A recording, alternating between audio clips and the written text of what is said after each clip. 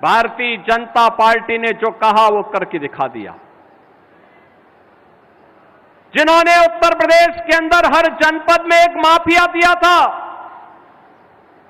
संगठित अपराध का गढ़ यूपी को बना दिया था, यूपी के नौजवान के सामने पहचान का संकट खड़ा कर दिया था, यूपी के किसानों को आत्महत्या करने के लिए मजबूर किया था,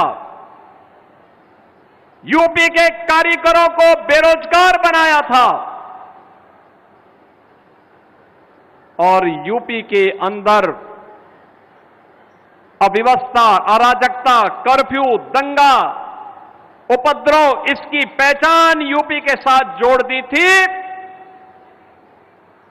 आज यूपी का नौजवान, यूपी का किसान, यूपी का कारीगर, यूपी का नागरिक पहचान के उस संकट से उबर चुका है, लेकिन जिन्होंने संकट पैदा किया था उनके सामने स्वयं पहचान का संकट आ खड़ा हुआ है।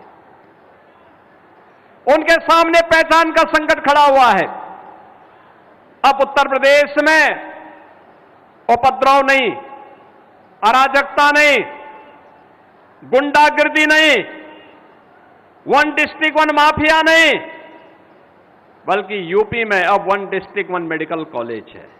हर जिले में एक medical college, one district one product है, वन डिस्ट्रिक्ट वन कुजीन है।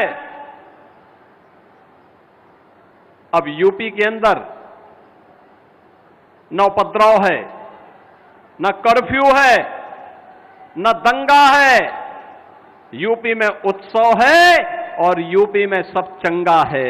ये नए यूपी की नई कहानी है।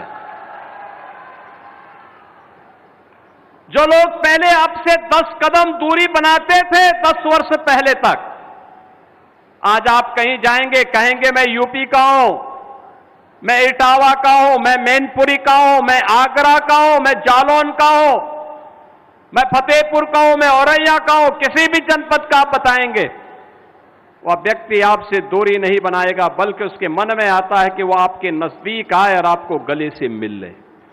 यह आज आपकी पहचान है। एक समय यूपी से निकले हुए एक समाजवादी नेता ने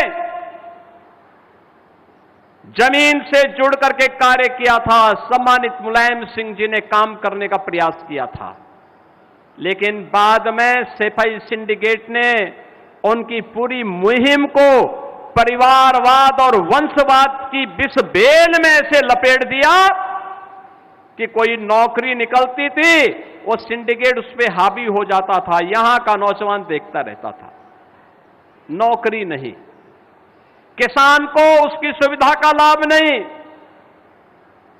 श्रमिकों को उसके उसके श्रमदान से वंचित कर दिया जाता था। विकास के नाम पर लूट खसोट का जो दौर चला, उसने आपके सामने पहचान का संकट खड़ा कर दिया। यूपी को बीमारू राज्य बना दिया।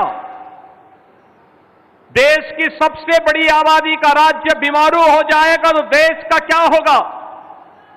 और यही होता था। ये समाजवादियों ने तो डॉक्टर लोहिया तक को नहीं छोड़ा। दलित महापुरुषों का इन्होंने अपमान किया।